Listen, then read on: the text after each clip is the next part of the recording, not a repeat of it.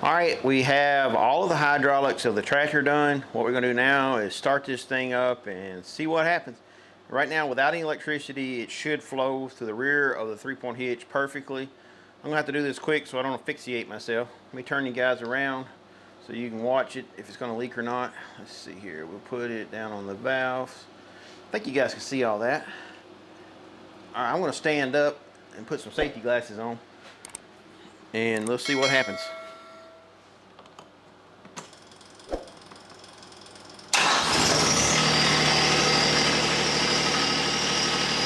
Nope. Right now it looks pretty good. See if I'm going to take the camera and pull it around here. See if the 3-point hitch works. Yep. So we got flow through like everything's supposed to work. I think we're on the winning side. Tony's Tractor Adventure. Alright, what we're going to do now is take off this cover and start installing the electric part on the joystick. I've never taken this off before, so we're gonna learn how this works together. It's got two 10mm screws at the front.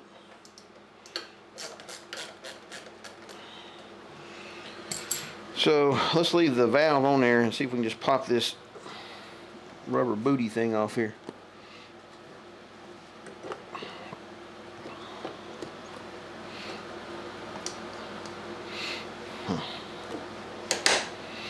That's the lock. I'm going to slide that little rubber booty off. Alright, got that out of the way. It should be a nut right there. So there's the nut. We're going to take and hold this as tight as we can without, I don't want any kind of torque put on this, because you can actually break this. This is like a cast aluminum. So we need to get that nut loose.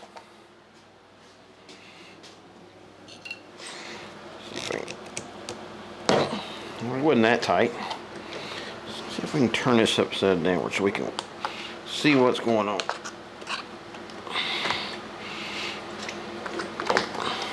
There we go.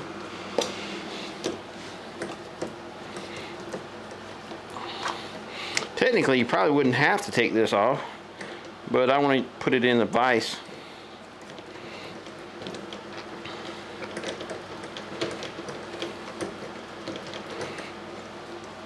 Goodness. Yeah, it had Loctite on it. You guys can see red Loctite on it. Alright, here's the plan. So what we're going to do is we're going to cut this joystick. It's almost as long as the joystick is here. So what we're going to do is take this vise, or put this in a vise, and take the sawzall and just run right down this metal shaft, and then see how long it is. We only need the shaft to be about this long. So what we could do is leave this little piece here on it and just cut it straight off and have this set down on top. That way the little rubber booty would have that little groove to hang on to. So we might do that. I think I'm just going to cut it off right here. It looks like it'll be just about perfect. Maybe we could just go ahead and do it like 1/4 inch up, and then cut the rubber off around. So let's do that.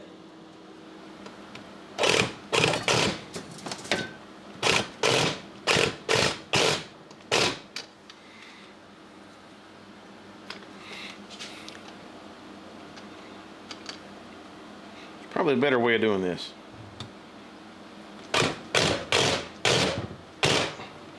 Maybe not one that's quite as easy.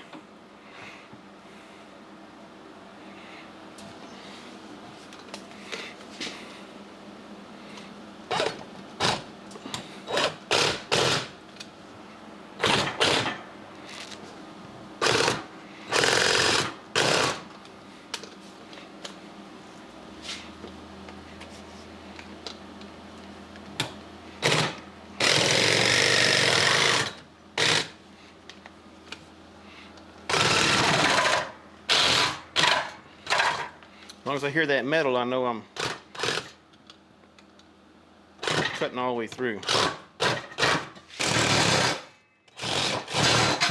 You know, a good workbench is priceless. Metal shaft to come up about this far, so we'll go ahead and cut this off right here.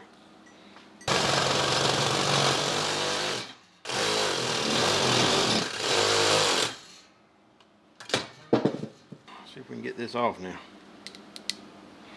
You know, hope y'all are there where you can see it.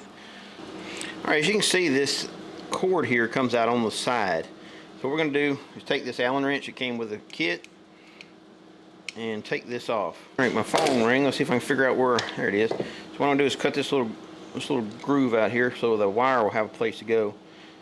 Try to get my fingers away from all this. Let's see if we can pull this off. Yeah, so we're getting close. So I'll take. Yeah, that probably won't work much better.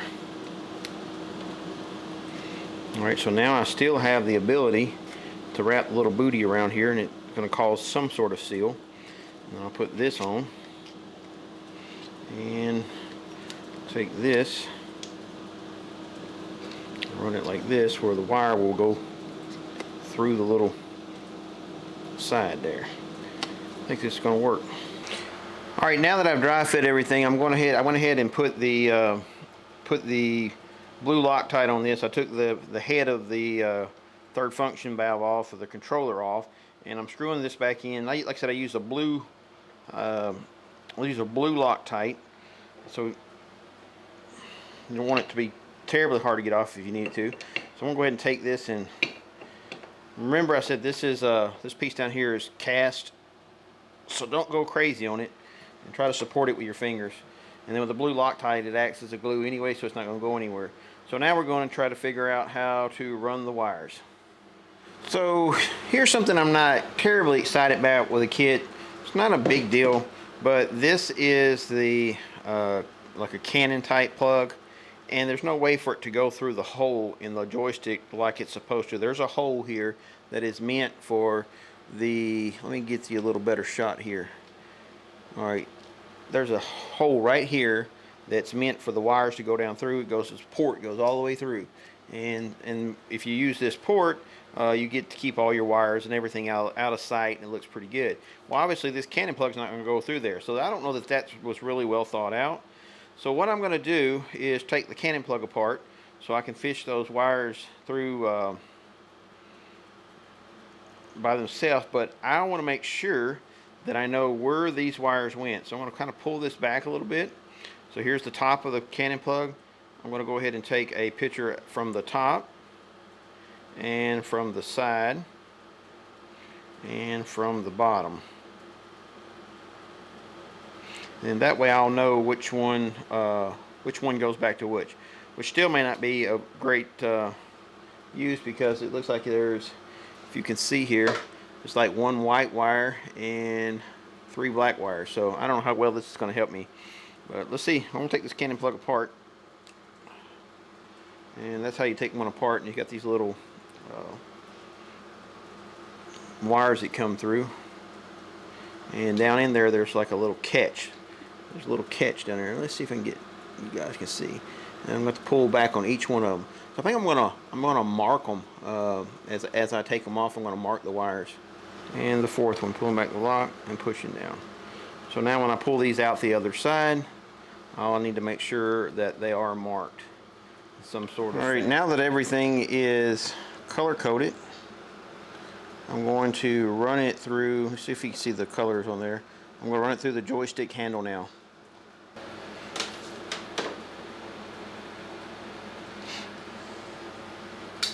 You guys are killing me. It's got the fuse down here on this end. This will come apart, so I'm going to take this off too. This is an inline fuse doohickey. If you've ever seen an inline fuse doohickey before, this is what it looks like. So I'm going to take the metal thing off.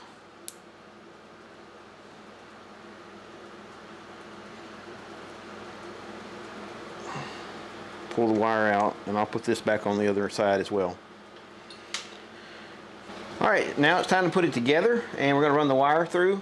So what I'm going to do now is run the wire through the rubber boot. Yep. I'm going to pull all of it through, including all the power cord. Now I'm going to run the power cord and the rest of the wiring harness through the hole in the joystick.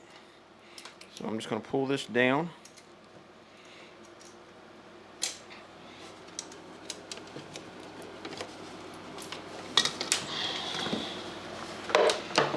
Okay, now I'm going to pull the remainder of the power cord down and through.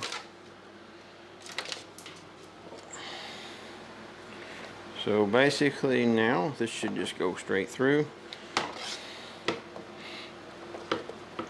going to latch the rubber boot on.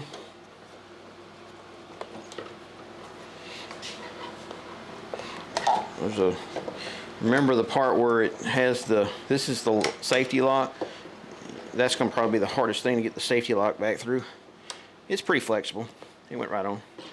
So we're going to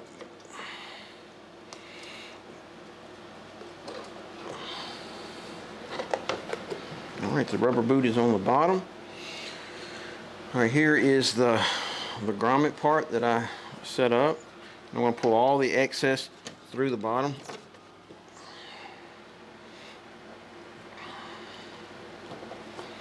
And there's a little place where the hole can go through. I mean the cable can go through. And I'm going to take the rubber boot and pull up around this. It'll be easier said than done.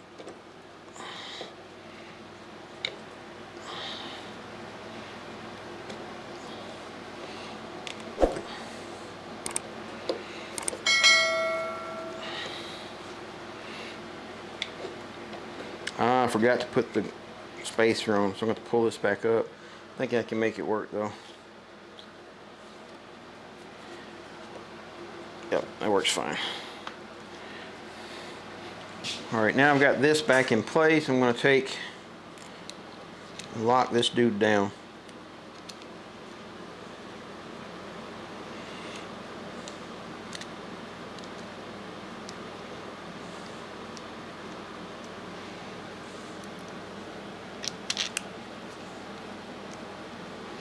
Alright, I took these out earlier and I color coded them with a permanent marker, so I put them back in the same way that they came out. And what I'm doing now is getting them set back up so that they are ready to go back in the cannon plug. And they go in just like this. Well, first off, I'm going to get that one pushed back through. There we go.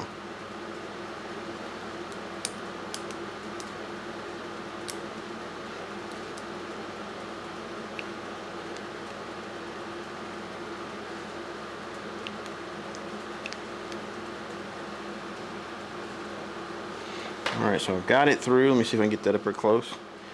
And I'm going to push these up until they lock. You may have to take your small screwdriver and push these back into place.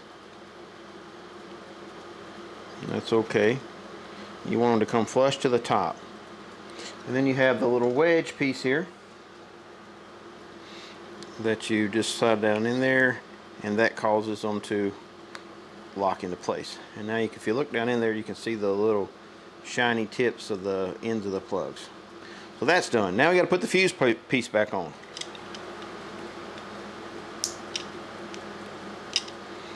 Alright, lock back in place.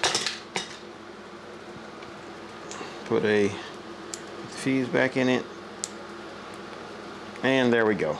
Now we're back to where we should have been to begin with. There should have been some sort of small connectors to put these together, so you didn't have to take all that apart. But every tractor is a little bit different, but I've never seen a joystick that's different than this. We're going to slide this dude back around and hook it back up. Just a little decorative cover is all it really is. I've got the wiring harness here. Let's go ahead and put this on and we'll start running the wire up onto the tractor. Now we're going to plug this in, and then we'll figure out how we're going to run our wiring.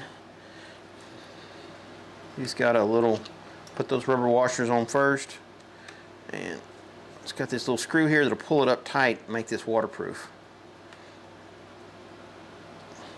So here's the other one. This is what I was talking about earlier. If we decide we want, if these are backwards, there is no right way to put these on. If we decide we want to, if we got the buttons wrong, we just swap these out.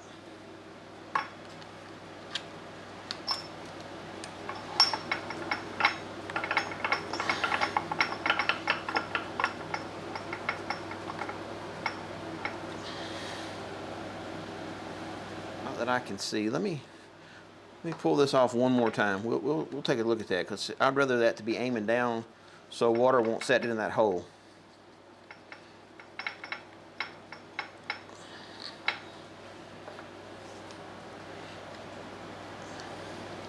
Ah, look at there. Be smart on what you're working with. So now water won't be aiming it or falling in that hole. That's nice and tight. Now these little jam nuts here, you tighten these up and they crush a rubber washer and makes this waterproof. And we're not going to go stupid crazy tight on this, but we're just going to snug these up so that that little rubber grommet in there gets crushed and makes a watertight connection. Really, I think you can screw it all the way tight, and then that lets you know that the grommet's as tight as it can be. So that bottomed out. We'll do the same thing on this one.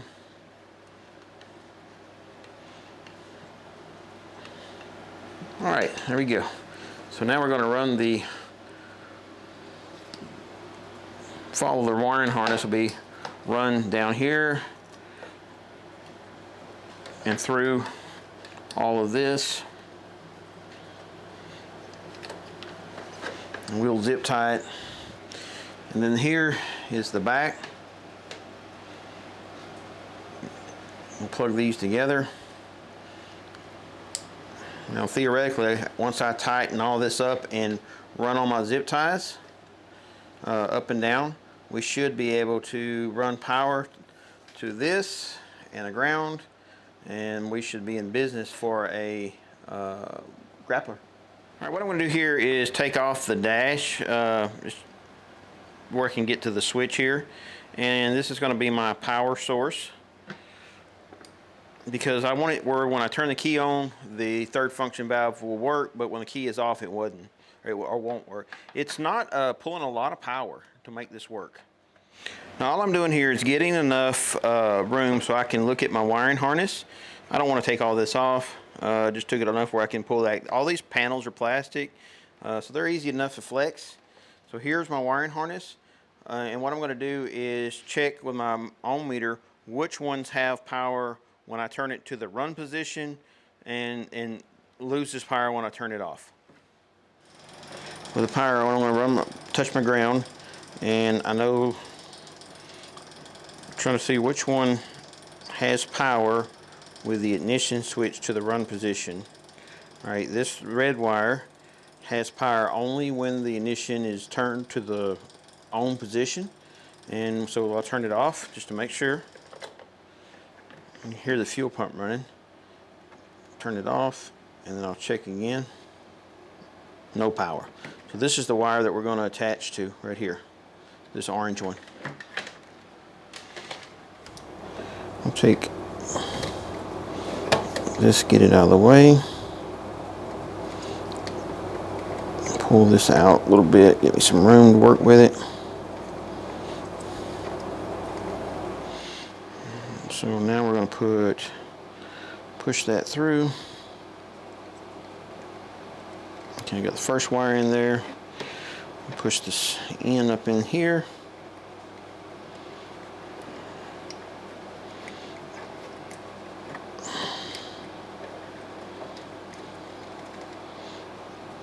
Okay. Got that one through.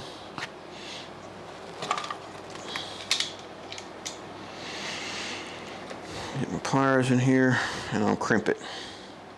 It's kind of hard to get to. It's tight. Can you hand me those pliers right there? Alright, so we got the pliers in there. Alright, that should theoretically make it have power. Now all we need is the ground. It should work, but what we'll do is we'll do a check on it. I think we'll find us a ground, maybe is there an easy ground in here? I don't see one. So I'm probably gonna bring the ground wire up in here, and put it out here. This is a rubber grommet, so I think that'll be fine. So this is kind of like the air cleaner mount. You weld it directly to the frame, and the frame is... Now if we did everything right, when I turn this on, right now there shouldn't be any power. I don't know if I can get to this. The thing is tight.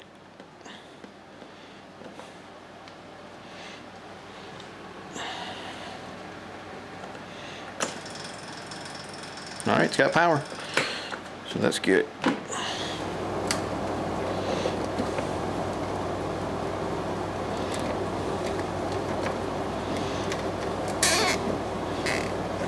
What I'm going to do now is just button the dash back up.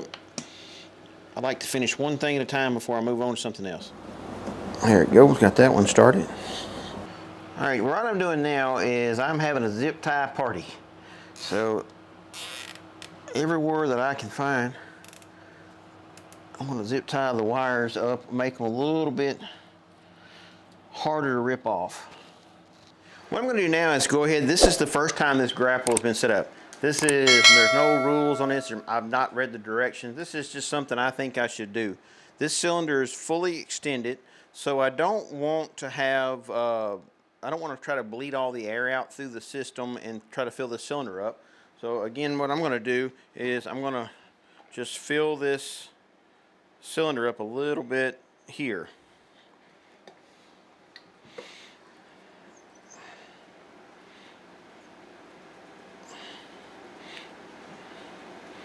So when one side is all the way down, that means the other side is all the way open and a cavity. So this is the open side on the top. I'm making a big old giant mess. Oh, okay. So now that I've got that particular one done, this has got an O-ring fitting. I'll put this O-ring here, or this fitting in. Kind of get it where I want it. Not too much, about right there. All right, now I've got this fitting aimed the direction I want, or clocked as they say, clocked how I want it. I'm going to use this one to hold the clock position, and then tighten my other crescent wrench down.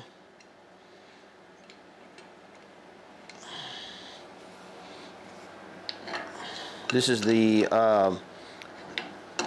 O-ring side that I'm tightening down now. So I just want the clock position to stay the same.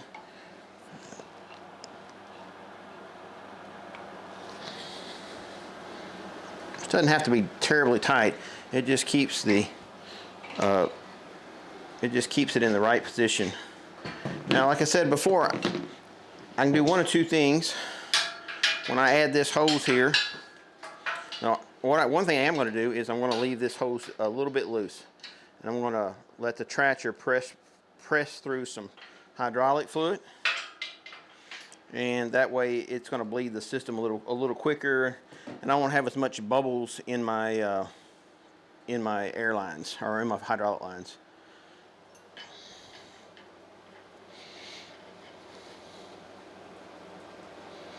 Okay, we'll set that one there. We'll take this one and aim it up just a little bit more. All right, these lines have to have a certain amount of flex. You don't want them to be taut because this thing will tilt back and forward. So they have to have enough flexibility or enough length to flex all the way down. Like if you're doing sometimes you'll reach down like this and pick something up straight down. So you're going to be having the head flipped all the way over. So what we'll do is we'll set this up first, and then we may reclock these and do a little bit of different to get it where we want it.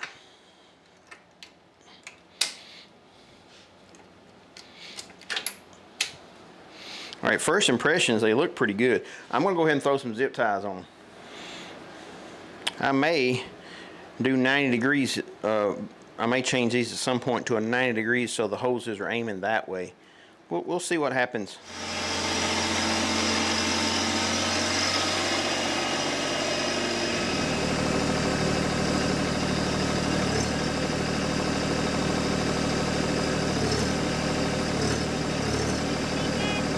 Okay, good.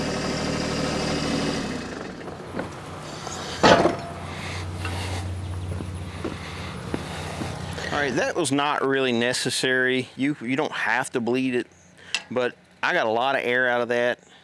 It will eventually get the air out on its own. Now, when you're cranking down on these, make sure that you have something support here, because you can break these off.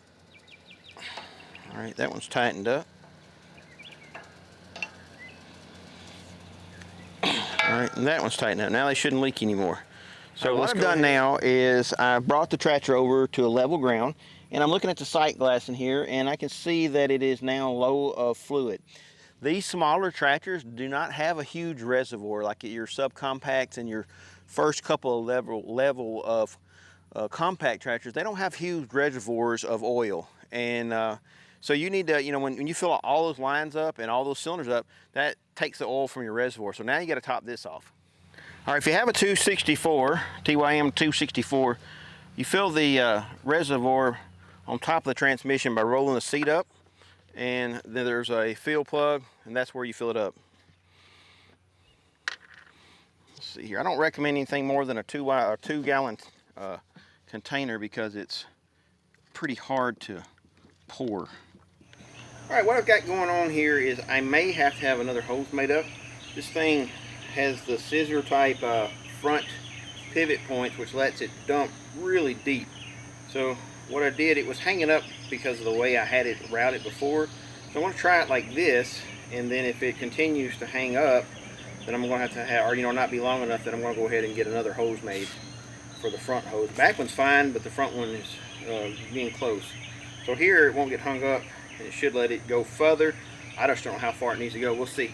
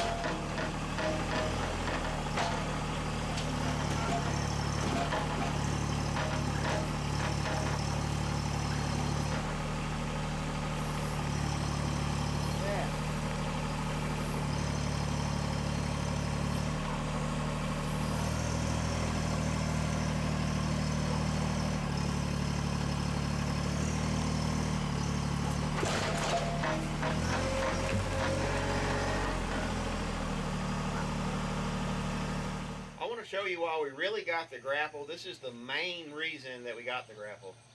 It's not for trees. It's for my wife's weeds.